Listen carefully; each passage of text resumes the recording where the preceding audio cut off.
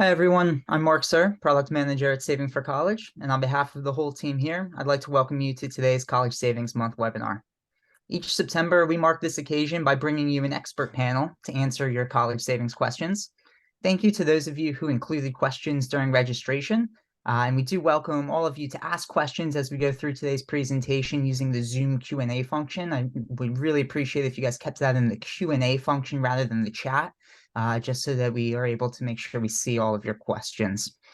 We will do our best to cover as many questions as possible, but if we're not able to get to yours, you can find more resources on savingforcollege.com. On the chat box, I will try to share as many resources as possible here today with you all, so that you're able to do your own research also. We thank CollegeChoice CD 529 Savings Plan for their generous support of today's webinar. The Indiana Education Savings Authority is actually giving away a $500 contribution into a CollegeChoice CD 529 Savings Plan account. So one winner will be selected randomly from the registered participants at the end of our webinar. So please keep an eye out on your email inbox to see if you won.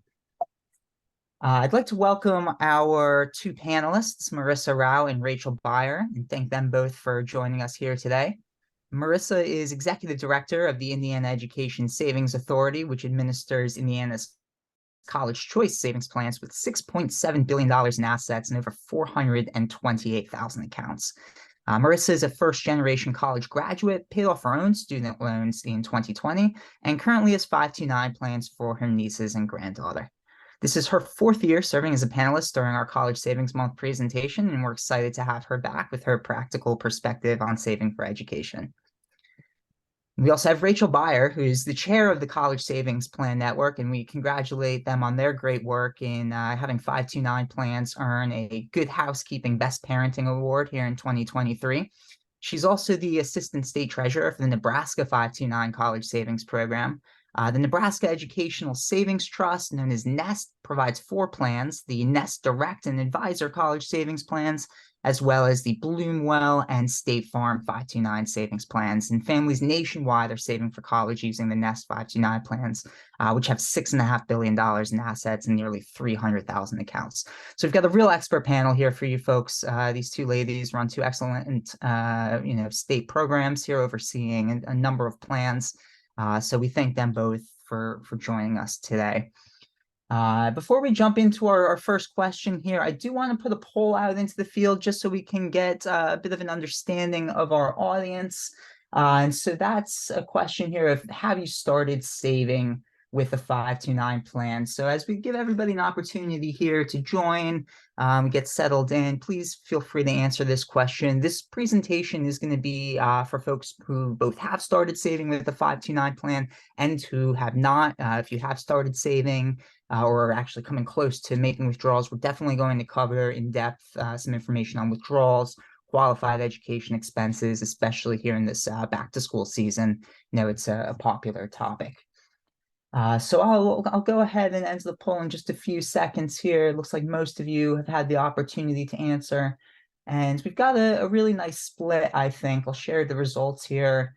Close to 2/3 of you all have started saving with the 529 plan. So that's really excellent. And hopefully by the end of this presentation, the other 35% of you might consider doing so as well. So now that introduction is underway, you know, the first question a lot of people ask is probably one of the most difficult to answer for anybody in this industry or that's advising families. And that's, how much do they need to save for college or for any future education expenses? And also, what is a realistic goal? Because if you go onto a savingforcollege.com calculator, you plug in, 18 years down the road with the current inflation rate, what a private university is going to cost for 4 years, that's going to be a pretty overwhelming number. And so I'd really like to get both of our panelists' perspective on how they recommend folks, set a realistic goal that doesn't make them overwhelmed. So I'll go ahead and let Marissa start us off. Well, Mark, thanks for having me. And you hit the nail on the head. The word of the day is goal. So you just kind of have to figure out what's your goal. The number will come. So if you decide, hey, we want to make sure our kids or grandchild or nieces and nephews, whatever your role is, that they're able to afford X number of years or months or semesters at X type of a program. So if you're saying, hey, I want to pay 4 years, I want to go all in, I want my kids to have any debt. I've got friends who are willing to pay 25% of in-state. I'm the grandparent, and so I have the joy, and the aunt, and so I have the joy of not being responsible for those costs. And so my goal was books.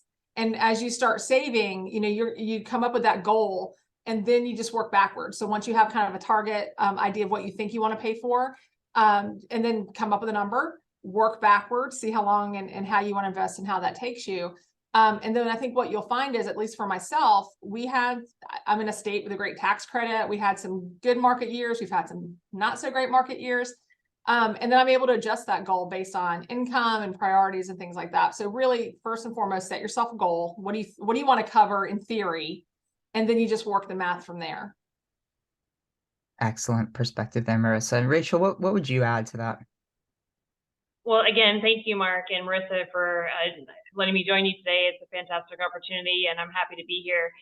Great points, Marissa. What I would add to that, all good points. I think for me, when I talk to families about saving for college, I really like to start with the whole budget concept and really taking time to map out your family's budget, and then treat it like any other purchase that you're making, and how can you fit it into that family budget. And we know that many people are not going to be able to save the entire cost of college. And if you utilize those calculators that you spoke about, Mark, it can be overwhelming to see that. So definitely echo the goal concept. And I would add the budgeting concept. And then while you're doing that, another thing that I find is very helpful is setting up those automatic investment contributions, so AIP, so that you're having it come out at a time that works best for you. A lot of plans will offer that at any time of the month that you have, want to set aside those funds. And I think that over time, families find that when they're doing an automatic investing plan, they're not really noticing that money going away from their family budget because they've already plugged it into their family budget. And over time, they see that they are saving, and they get those statements, and they can see the advantages that they're getting by putting that monthly contribution into a plan. So it really has to be a family conversation and what works in your budget. And then I would definitely encourage automatic investing, because that's the best way to kind of set it and forget it. And before you know it, you'll have more money saved than you even thought you could possibly save. Mm-hmm. That's excellent. Thank you for that, Rachel. And yeah, as we're going to talk about here in just a moment, there are really a lot of different college expenses that you might incur. And so it doesn't necessarily need to be just, we're going to cover the full tuition, but maybe, having some money set aside to defray living expenses or books like you mentioned, Marissa. So let's definitely dig in a little bit beyond tuition. That's what everybody thinks of when they think of a 529 plan qualified expense, college tuition. But what are some of the other sort of expenses that people might pay with a 529 plan? One big question, and I'd like to get into the technicals around this, is off-campus housing.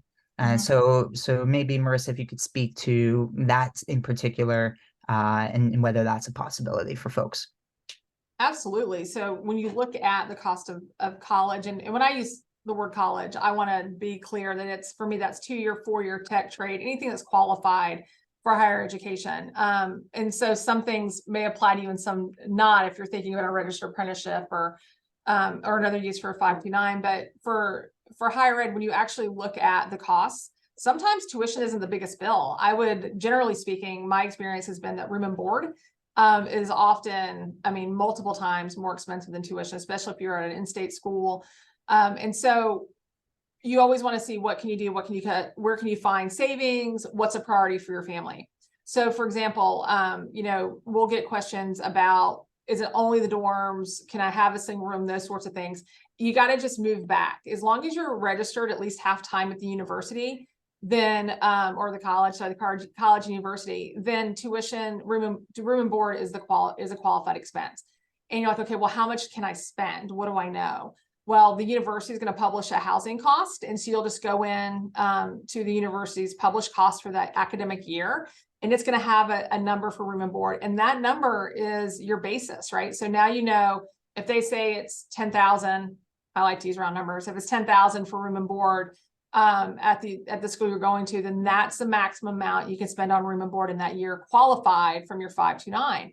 So that's the sheet you put in your folder in case you're ever audited by the IRS. And then you live where you want to live. So if you want to go off-campus housing and get 17 roommates because it's cheaper, if you choose to join a Greek organization and want to live in Greek housing, that housing is housing. And so I think sometimes what we try to do is we try to want, well, what if this and what if that? And it's a broad, we're given broad guidance on it.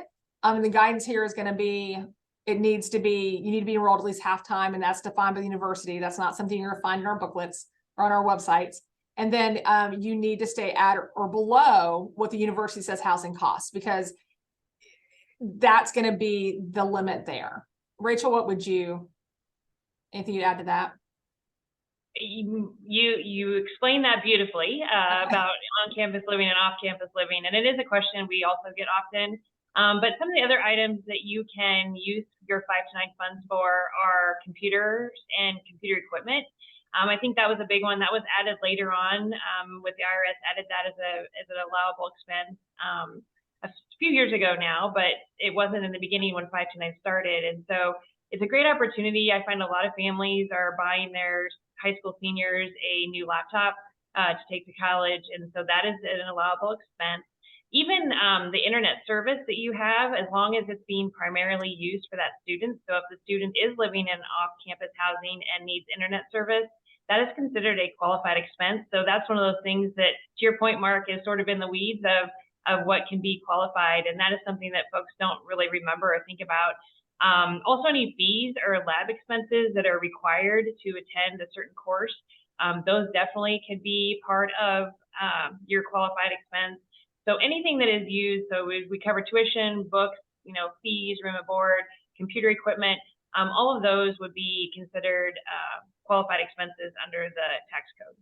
Mm-hmm. Yeah, and the key point here, folks, to drive home is that the cost of attendance published by your university is your key there. You want to make sure you're staying within those bounds. I myself studied at the University of Miami, where you could very easily exceed the cost of attendance publication on your housing allowance. So you do need to keep an eye on that if you're living in a high cost of living area.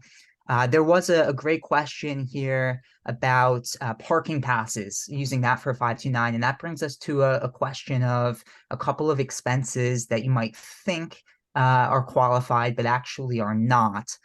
So maybe if you each can kind of hit on some of those non-qualified expenses that some people maybe fall into that trap with. Absolutely. So part of the trick with that, Mark, is these are things that are required for education. A car is not required for education. So transportation is not going to be a qualified expense.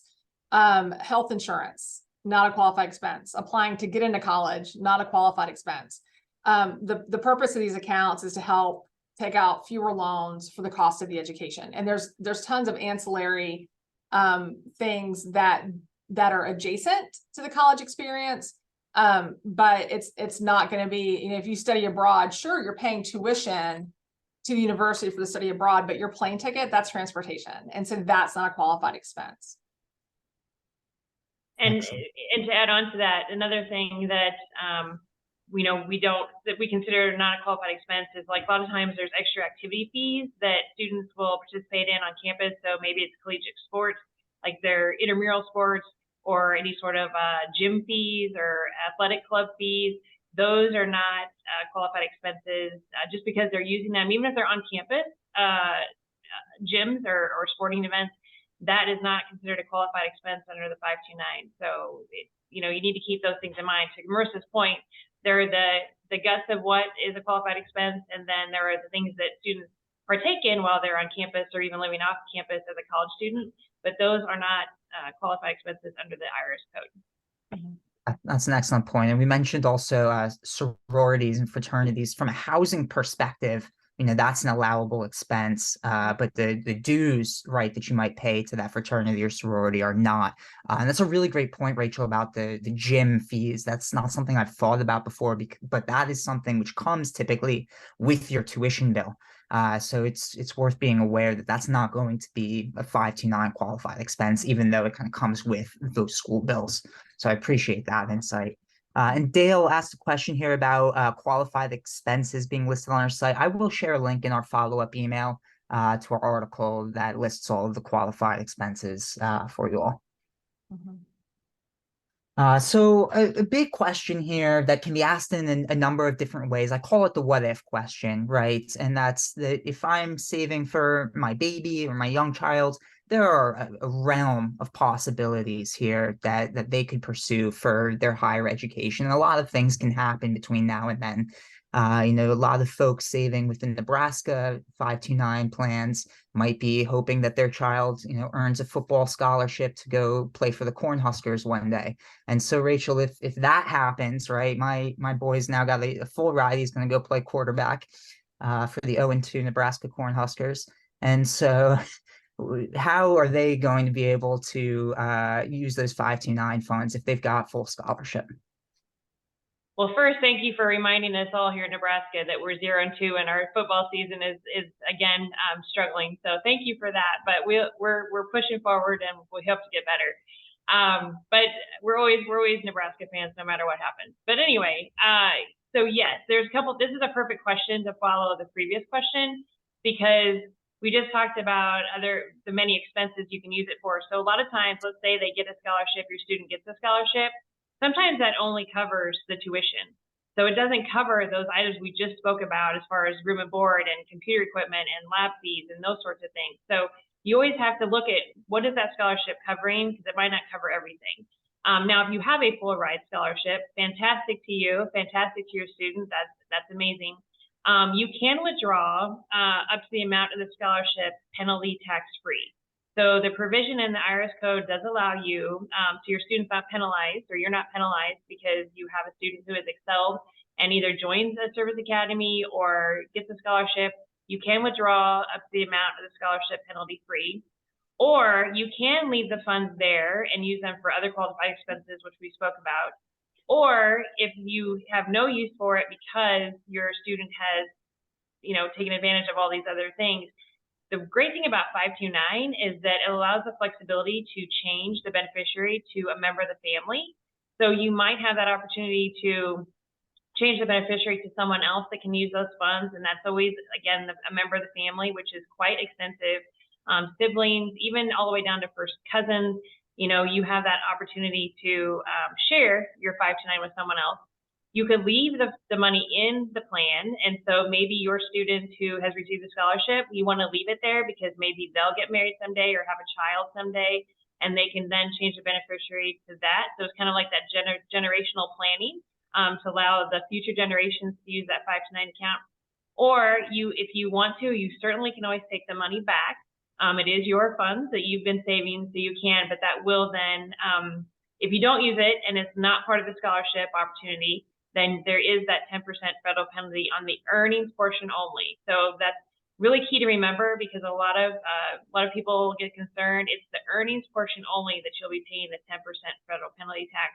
And then if you have state income tax and those states that offer or have state income tax, you will have that as well. But again, that's only if you cannot use it for anything else and you're not using it for this scholarship or service academy. Thank you for that comprehensive explanation, Rachel. Really appreciate that. And Marissa, lately, especially over the last few years, there's been a big push at expanding qualified expenses to non-college educational opportunities. Maybe you could speak a little bit about that. Sure. And I actually noticed a question in the Q&A about, can I use it for the SAT and certifications? We're not there yet. That's not a qualified expense. But there's legislation, right? So you always want to make sure, stay tuned into savingforcollege.com for updates. They do a great job of tagging things that are new, but there are live bills right now being considered to expand it. But what you can already use it for, so in the last few years, it was quiet for a while in this huge boom in the 529 industry. So registered apprenticeships, huge opportunity. Those are through the U.S. Department of Labor. And what's cool about a registered apprenticeship, because you hear a lot about modern apprenticeships, and I love all apprenticeships, not picking winners and losers, but registered apprenticeships through the U.S. Department of Labor, those are recognized in every state. So if you become, and they're actually expanding them now. Like I know there's a registered apprenticeship program that just got launched in Indiana for teachers' aides. So you could do 529 for that, but also your traditional trades. So your plumbers and your carpenters and your electricians. To be fair, those are very low cost to start with, but you get to pay for equipment. and that's important. And there's generally an education component. Typically, you'll have a 2-year associate's degree that comes with that. And you can use that for those costs as well, because it's a 529, and that's education at an institution that takes federal financial aid. So you're covered both ways there. So registered apprenticeship is one way that it's been expanded. In some states, not all, and in some states you can use it for K through 12 tuition up to $10,000 annually. That's private, public, or religious schools. But each state, again, that's something. So when we talk about 529s, generally it is the IRS code, and so most of it's federal, but you are going to see some nuances on the state level as for what's allowed if you're in that state's plan. And so K through 12 tuition was just added a few years ago, again, registered apprenticeships. And then the other thing is you don't have to use it towards a degree. So, we're big fans of making sure that we're getting families where they need to go. And I think Rachel did a comprehensive is a great word, very comprehensive explanation of what's approved. But say that you're the account owner and you've used it, you've used the funds for all the kids, there's money left. You can use it for continuing education. The litmus test is it has to be at a school that takes federal financial aid or registered apprenticeship. It doesn't have to be towards a degree. So if you want to take some classes at the local community college, if you want to learn to weld, if you want to take a speech class or a writing class or things like that. So not maybe the certifications and things that you can just take online through someone who's not accredited, but if you want to pop in and take some classes at an institution, that's still a qualified expense. So we're big fans in this industry of always use qualified. There's a tons of ways. You just have to think about them. And then leaving a legacy. So if you're not sure how you want to use those dollars and what you can do with them, there's lots of just leave it. There's no time frame, and you can make your decision once you've got all the information and your family's where they need to be as far as what's next. And so again, either using it for yourself, passing it on to the next generation. But there's lots of qualified uses, Mark. Yeah, that's a really great point that we made a couple of times there about there is no time restriction with a 529 plan. A lot of folks ask about like Roth IRAs or other sort of vehicles to save for college. And that's one of the aspects that make 529 plans really attractive, is that there is no time penalty. There's no sort of required minimum distributions. So you can use it as a multi-generational planning tool. And if there are funds left over, you can use it, in future generations, which is really attractive for a lot of people. There are a couple of questions here that came in that kind of around what we've been discussing here. The first one, we had just mentioned that a lot of states have particular provisions around what is acceptable and not, and really around a lot of different items related to 529 plans. And so there was a question here about if there's a non-qualified withdrawal and you're incurring that 10% penalty on earnings, might there be a clawback for the state tax deduction? That is a possibility. You need to take a look at the particular states laws around that. Some do, some do not. I imagine most will have a clawback there. And then there was also a question here that I think you guys could help clarify for me and the audience about determining the earnings portion of the 529 account. And I think the simple answer there is that is handled on the fund accounting side and will be very clearly published when they make a withdrawal. Is that right? I believe that's the 1099-Q will detail that for you. That is because it's tricky. So it's like, well, I only want to pull out the money I put in. Well, there's been no growth. That's just not how it works. There's record keepers and they will work that out for you. So when you get your 1099-Q, you'll see what that breakdown is. And the thing to remember is, these dollars are all going and you've already paid taxes on them. And again, any penalties and any taxes are only on the earnings portion. So it's only money you wouldn't have earned had you not invested, which is kind of a fun way to look at it. It's less scary that you feel like you're actually losing money. You're just not having as much earnings. Exactly. And so another question here around the scholarship withdrawal opportunity. It says here, if you withdraw the amount of the scholarship, what can you do with it? At that point, those are your funds. So you're making a withdrawal from the 529 plan, and you're able to do what you wish. You'll have to pay your regular investment income taxes on it, but you won't have that 10% penalty for a non-qualified withdrawal. That's the case if you earn merit scholarships or if you're admitted to a U.S. Service Academy. And Mark, I'll get a little bit in the weeds with that too. So we talked a little bit about the clawback of state credits and deductions on non-qualifieds. Check into your state. If there's a clawback on the scholarships. I can tell you in Indiana, there's not. You're not penalized for getting a scholarship and taking dollars out. I mean, you always have to pay the federal government and the state government for taxes on those earnings because it's not being used for education. But you're not penalized with that clawback. So that might be just something. Take a look at your state's language. If your 529 plan doesn't list it, then your Department of Revenue will likely have a notice on that. Thank you. Another question here on qualified expenses before we move on. Can 529 funds be used for graduate school? And there we have a very simple yes. Any institution that accepts federal financial aid, including grad schools, you can use 529 funds for. So there have been a number of questions here, both in registration and in our Q&A box here about the flashy new provision that we saw passed at the end of last calendar year will come into effect here January 1st of 2024. I will caveat this, folks. There's still a number of questions that need to be worked out through IRS guidance. So we are standing by on that, expected in the next few months here. And so we'll share further details around that. But we are now going to have the opportunity to roll over leftover 529 funds into a Roth IRA.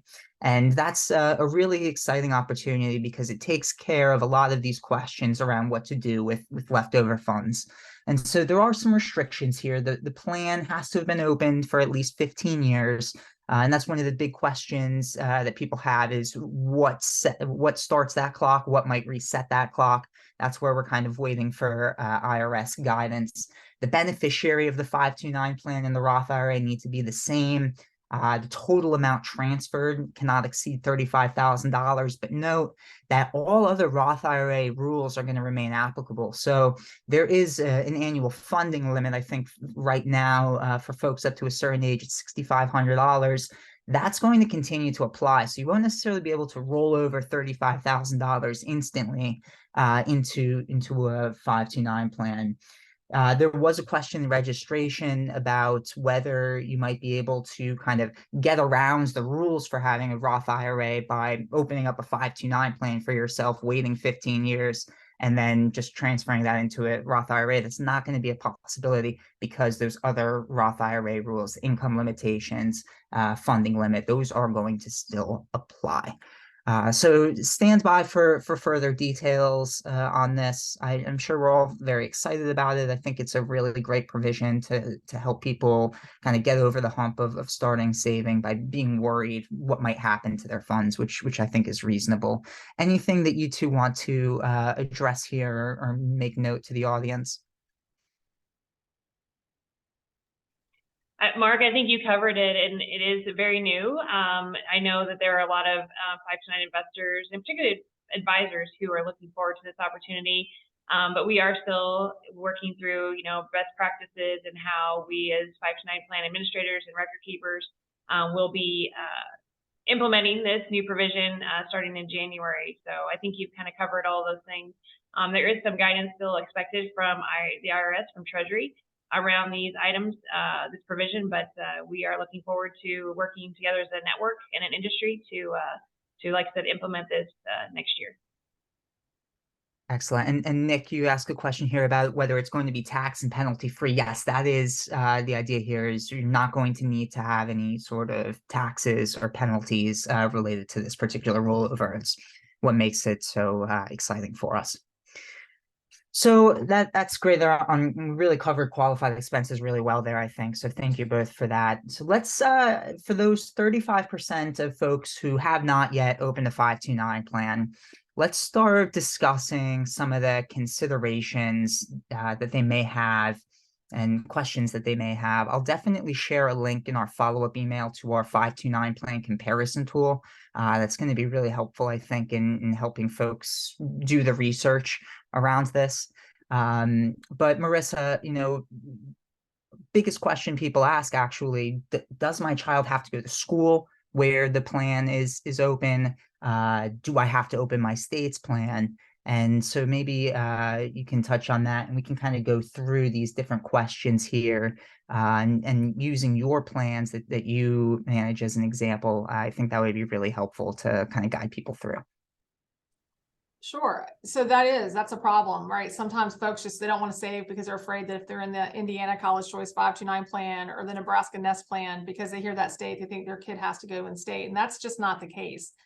You can have any state's plan and the kids can go to any school in the US or abroad that takes federal financial aid. So we're talking about 400 international schools, as well as all the schools in the US. And it's 2 and 4 year schools, again, registered apprenticeships. There's just a huge opportunity there.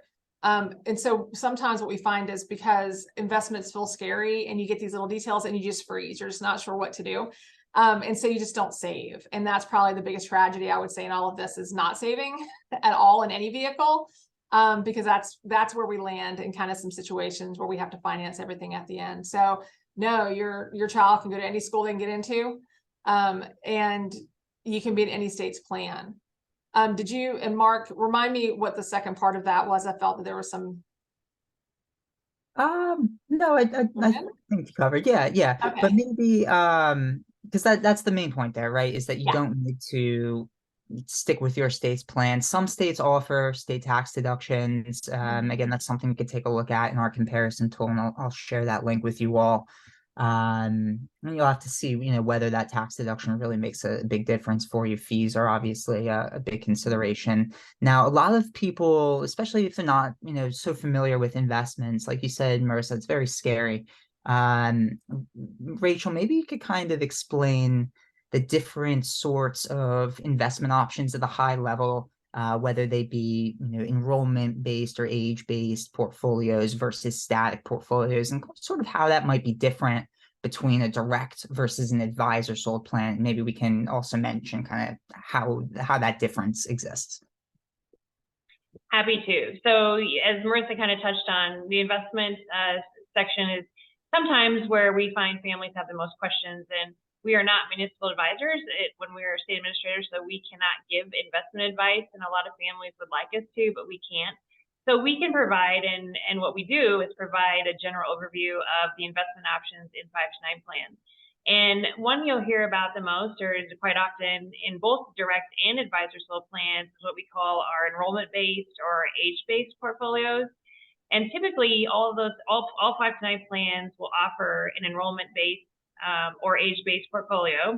And what that means is it goes along with the age of the beneficiary. So as the beneficiary nears college, the investment portfolios become more conservative. So within those investment options, you will many times have a conservative to moderate to an aggressive portfolio, but they're also on the age-based option or the enrollment-based option. And so if you're a newborn, you have a newborn you're saving for, that portfolio is going to be structured by the investment advisors to be more aggressive. And then as the child gets into middle school and then high school and then attending college, that's automatically going to change with the age of the beneficiary. So it's a lot of people like to call that the set it and forget it option, because you're putting the money in, you're saving regularly, as we talked about earlier, and then it's becoming more conservative to really match that timeline that you have for using the funds. Another option we call is a static option, and so those particular portfolios will also have a range from conservative up to an aggressive option. So you really have to think about your time horizon there, and also your investment willingness, or your investment what's the word I'm looking for? Your investment Risk tolerance. risk tolerance. Thank you so much. It was right there and I couldn't get it out. So your investment risk tolerance. Thank you, Mark. And then you would choose what you want. And those particular investments will not change. So they're going to stay, your contributions that you're putting in are going to stay in that portfolio until you tell the plan that you want to make an investment option change. And you can make an investment option change twice per calendar year. That is allowed by the IRS code. You can make 2 investment option changes per year. So you can do that if you want to, but we will not change it. And then there are many plans that have individual fund options. And those follow the same structure. So you'll go in, you'll choose an individual fund that you may like, or you may have been advised by your financial advisor to kind of make a your own investment portfolio. Those also will not change unless you tell the plan that you want to make an investment change. So the age-based enrollment we will change that for you as the child gets older. We will move those portfolios to a more conservative option. But the static ones or the individual ones, those are going to remain until you make an investment option change. So that's kind of a high level view of kind of the different options. Between direct and advisor, you'll find that they're very similar. There will be different investment options in Nebraska, for example, or other states that have both a direct and an advisor sold option. There'll be some similarities sometimes within the same options, but there will also be differences. And it's a time for you as a direct investor to, again, customize your portfolio. Or if you're working with a financial advisor, they will work with you to customize your portfolio, because you could have some of your contribution going into a age-based or enrollment-based option, but you could have another part of your contribution going into an individual option or a static. So not all of your contribution has to go into one bucket. You can customize it to your risk level that we talked about, and then whatever is going to work best for you and your financial advisor.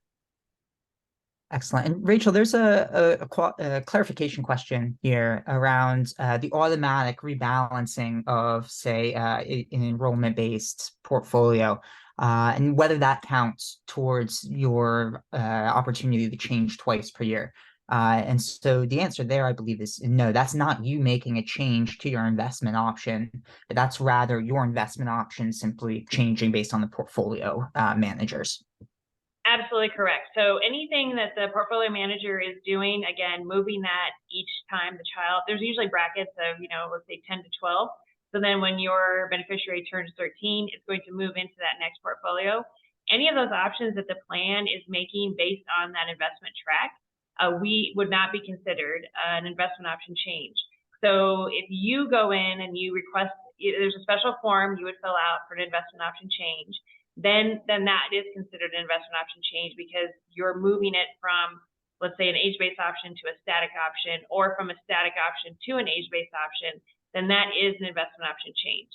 And this is really getting kind of deep down into the weeds, but if a plan manager is changing the investments, let's say they're mapping into a different portfolio altogether, a different investment, that also is not considered. So if you're part of a plan that has made some investment option changes within their portfolios, that is not an account owner change.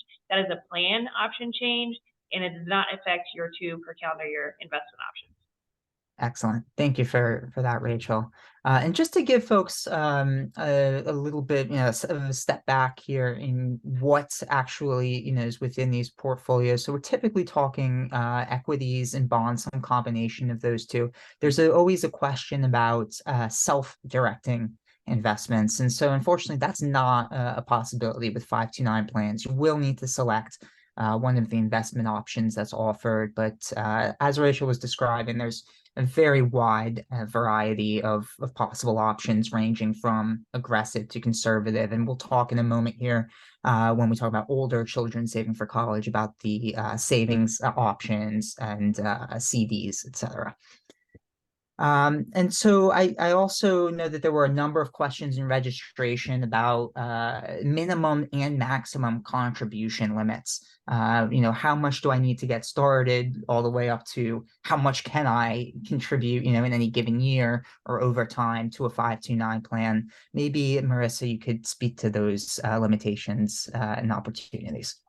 Sure. So those are going to be state specific and program specific. So some states, it's a little $0 to get started. In Indiana, it's going to be 10 in our direct plan, or I think 10 to 25 is pretty typical to get started. And then for maximums, And it's kind of interesting if you can ever find out how those dollars were dialed in and how those decisions were made. And it's going to range typically from the 400 to the 500,000 plus dollar amount. And so I think something I'd like to just point out is we've talked today about a couple of things that seem like nuance. Like, well, I can only change my investments twice, and there's a limit in how much I can put in. And there was a third. Why can't I have access to any investment portfolios? So those sorts of restrictions, it keeps the plans. Well, one, IRS makes those decisions, but then also it keeps the plans affordable for families. And so what we try to do is have reasonable options, investment options. Like Rachel said, we've got the year of enrollment portfolios typically where you can put it in and it's managed for you up until the child's ready to use it. You can pick individual portfolios if you're a little bit more savvy and want to play around with it. Every plan is going to have, most plans are going to have an FDIC insured option if you want to invest, but the market freaks you out. I mean, you just want somewhere to park your dollars, but take advantage of any, state options if they have tax credits or deductions. So just know, this is a great vehicle to use. There are some nuances specifically for 529s because it's specifically for education. And so this isn't for day trading and those sorts of things. So we have some restrictions that kind of keep it fine-tuned. But I say that as an encouragement to anybody who just heard all the things we've said the last 40 minutes and is feeling a little overwhelmed. Once you can get to a plan, you will be able to figure it out. We make this as accessible as we possibly can. We do have to give you choices.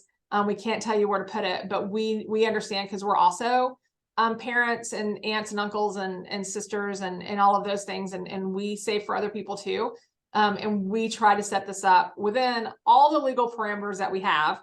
And all the disclaimers that we are required by law, but we want you to save. And I'm happy wherever your money is, as long as these kids are having a head start, or even yourself, if you're thinking about going back for an MBA or getting it, maybe you have an associate's or you've done some certifications, you're like, it's time to get that degree.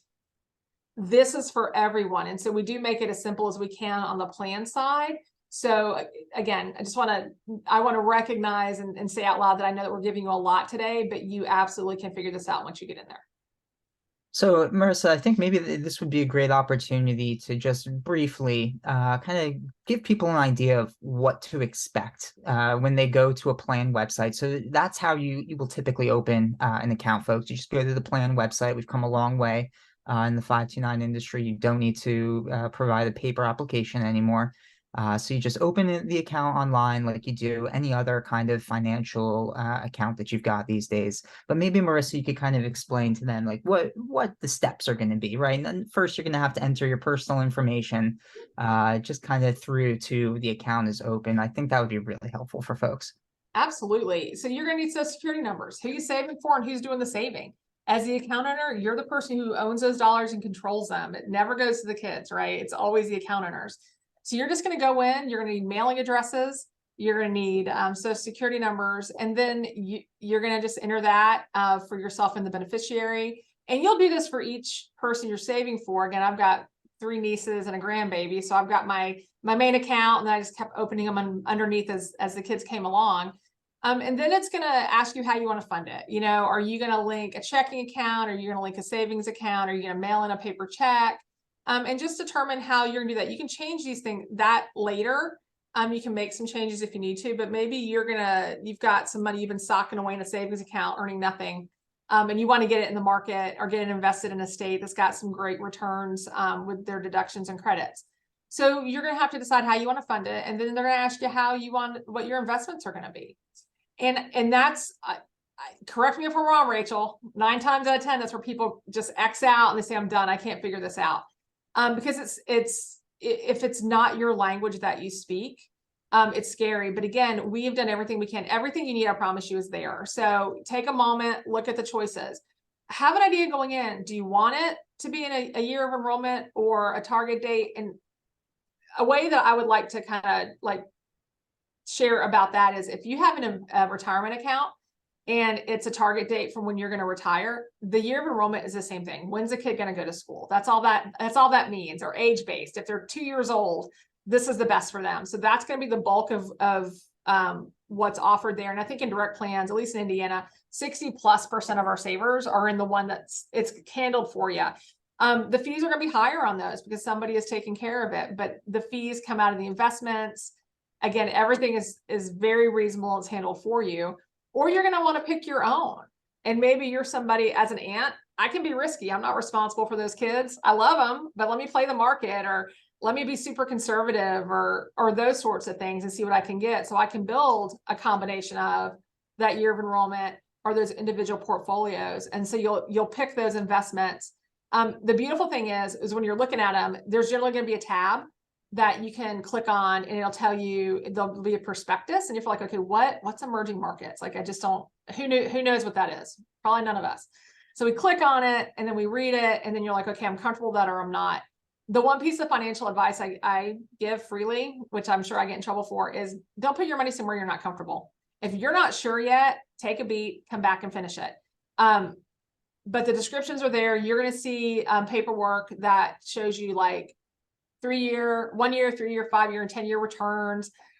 This is a part where I say that past performance doesn't indicate future returns. Just because this has been super great the last 6 months or 6 years doesn't mean that there's not going to be some challenges there, because we don't ever want to promise you that you're going to be able to get returns from this, because it is in the market, right? So we're just being real today.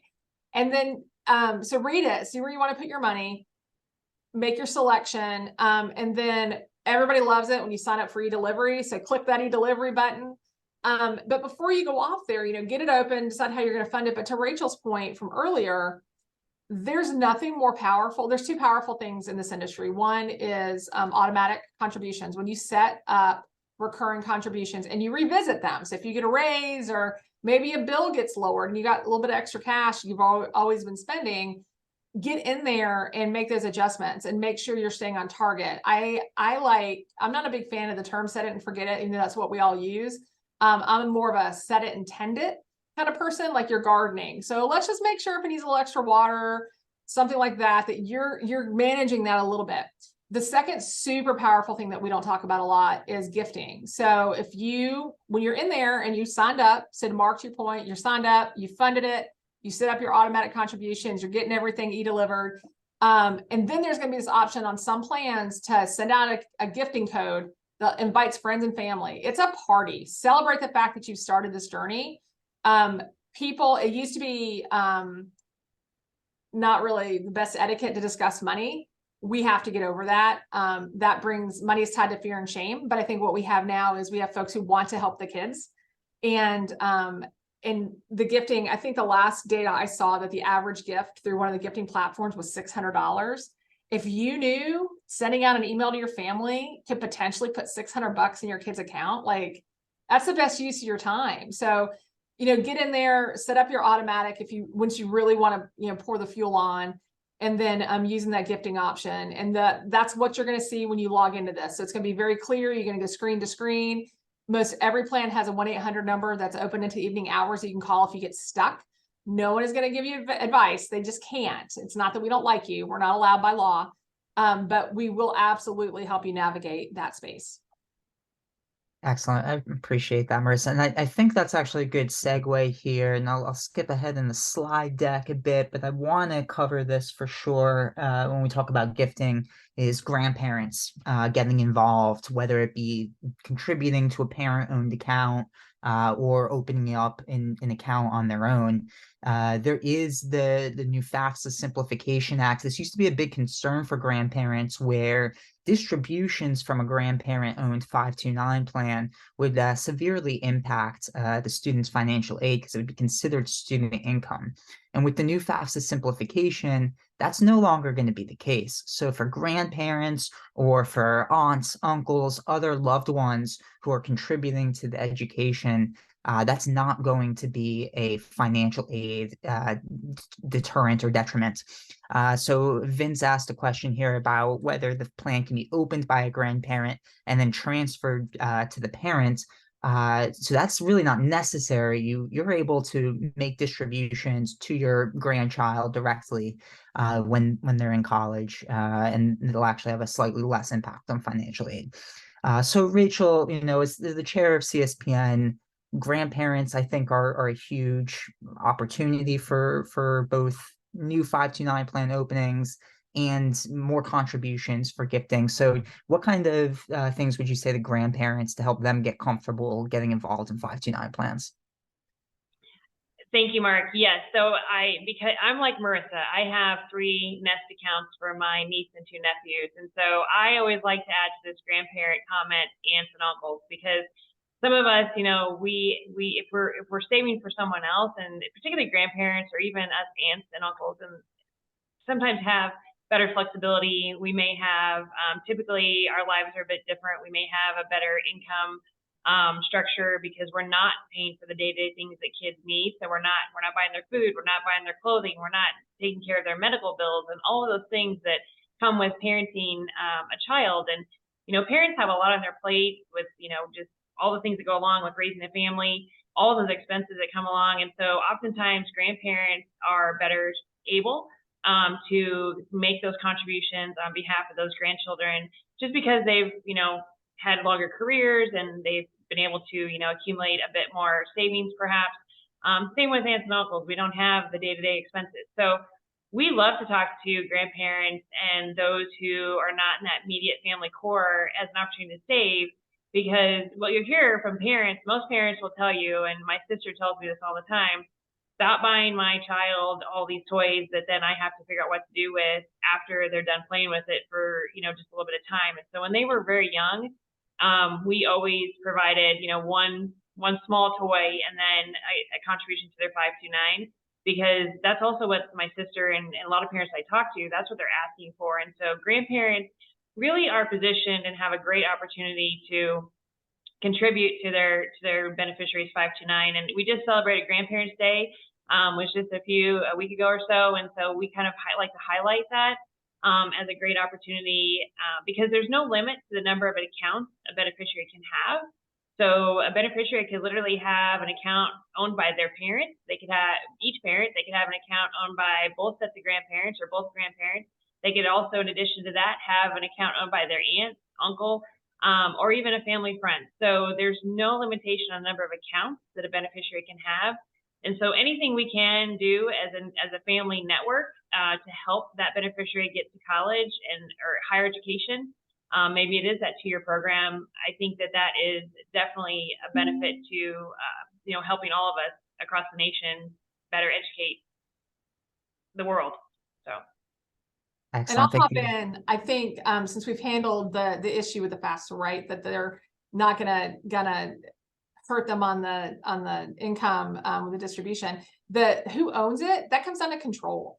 So whoever owns an account, who controls the funds. And so your family, if you're comfortable contributing to the parent's account, or if the grandparent wants to own it. So there can be many, or there can be one, and it's just remembering that the person who owns that account is who does control those funds. And as a reminder, only one person owns it. So it may be your son and daughter, and it's in one of their names, and there'll be a successor on the account. You always want to add a successor when you open the account in case something were to happen to the account owner, because the beneficiary doesn't automatically get access to those funds. So just like any other investment that you have, name someone to control that. Should something happen to you. And in our case, so again, I started out like Rachel as an aunt, grandma now, I'm a Nana, I'm not granny, I'm Nana. Nana and Pops opened one for the grandbaby last year, but we started out with opening from our aunts, but then one of my sisters also has accounts for her 529s for her daughter. I contribute to both. I use the gifting platform for the account my sister owns, and that's for things like Easter. They get $10 at Easter, or somebody got a good report card, or they get big bucks when they send Aunt Riss a thank you note. So you can see that in real time in their own account that their parents own, or again, I'm socking away like a squirrel for the kids for the future, as we do, because to Rachel's point, I'm not buying diapers.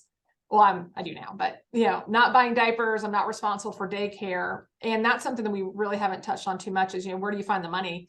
Is you look for those opportunities in life where your income may stay the same, but your expenses are going to fluctuate. So when they get off of formula, when they get out of diapers and potty trained, when they get out of daycare and go to school, sometimes you get a raise because you're not having some of those expenses. And that's a great time just to keep it that kid expense, but shift it, into the 529.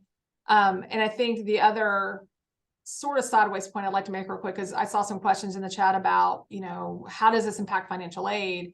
So whether, the grandparent owned, again, that's not going to hurt them. And you can contribute to any account that you want. But when it comes time to fill out for financial aid, I believe it's still, they're going to look at 5.64% of the total amount that you save. So you have $10,000 saved, you're gonna have to put 5.64% of that number on the form. So yes, everything impacts everything to some degree, but don't be afraid to save, because saving is better than borrowing. And it's a very small impact compared to what they'll pay back in loans and rates and things like that. So again, no fear. I don't want to fear you into saving, but also realize it doesn't hurt you as much as you might think it could. Yeah, furthermore, that 5.64% everybody mentions, that is the impact on your student aid index. That's not necessarily the impact on your real financial aid that you get. So this is always a really popular concern that folks have, but the financial aid impact is really not going to harm you in any significant way. So we've only got a few more minutes here, but I'd like to quickly go through a couple more of these questions. Particularly this one here, because you've kind of flipped it on your head, both of you, over the last couple of minutes here, where you're talking about actually having multiple 529 plans for one child, where the question is usually framed, should I, if I have more than one child, can I save in one plan, or should I have multiple plans? So, I mean, it sounds like what your opinion on that is fairly obvious if you're, saving with multiple accounts for one child. But I'd like to get a quick take from each of you on how you think this is appropriate. So I would say it's really the account owner's preference, but with many, as Marissa said, many plans, there are not additional account fees, or there's not an additional monthly account fee or a minimum to start. So if you have, I like to tell people, it's easier, in my opinion, to have an account for each child, because as a child gets to, you could have one, and you could have, let's say you have 3 children, you could have one account. But what you need to keep in mind, in my opinion, is the first child's in college, you can take those withdrawals. But then let's say that person's still in college, and now the second child is in college. Anytime you want to take a withdrawal for the second child, you will have to do a change of beneficiary form. And then that beneficiary will have to be changed to child number 2 before you can request that withdrawal. So I find that it's easier for parents, grandparents to have one account per child, just because then when you get to the college age, it's easier to manage. But certainly you could have one account and then do that management. It's just more paperwork that you would be doing at the end.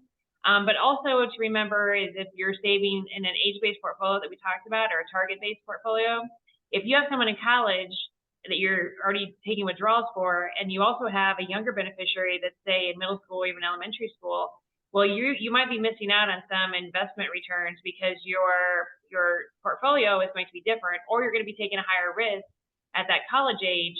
So, it depending on how close the kids are in age, it really does, in my mind, make sense to have an account, because it's not going to cost you more. In most cases, it will not cost you more to have a separate account for each child. Excellent. Thank you for that, Rachel.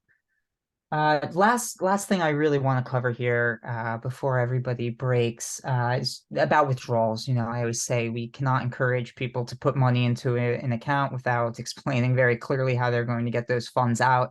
And the timing of withdrawals really matters with 529 plans. And there was at least one question here in the Q&A about that.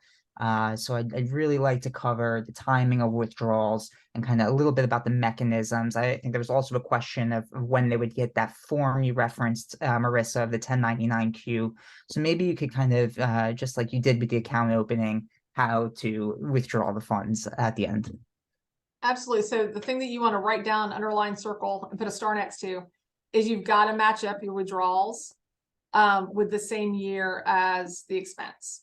Not academic year, calendar year. So if you're paying January tuition, you want to pay that in January. A 529 is not a space in which you want to pay ahead or pay early. You want to do it in that same calendar year. What happens is, if you pull the money out in December, to pay January's tuition, that's a separate calendar year. That would become a non-qualified expense or non-qualified, distribution.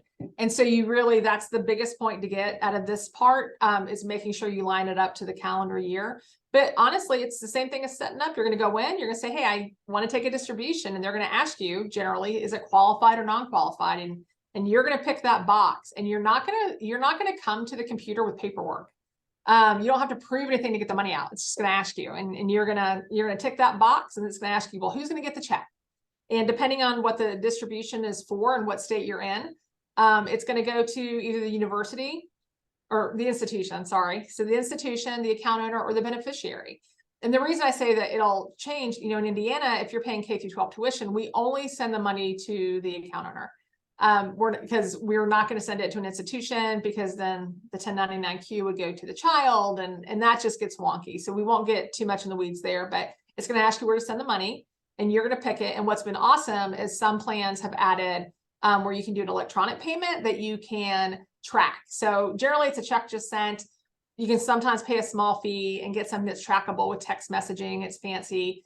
And then that distribution goes to the school. And then what you do in the meantime is you have a folder for that year, and you've printed off whatever you pulled that money out for. So if you did room and board, then you've printed off that sheet from the university, like we've talked about. If you are, you've got fees, if you are off-campus apartment renting, it's a copy of that, either the lease or the invoice. You're just keeping a paper trail in a folder. You're not going to need that unless you are audited. And so just keep the best records that you absolutely can.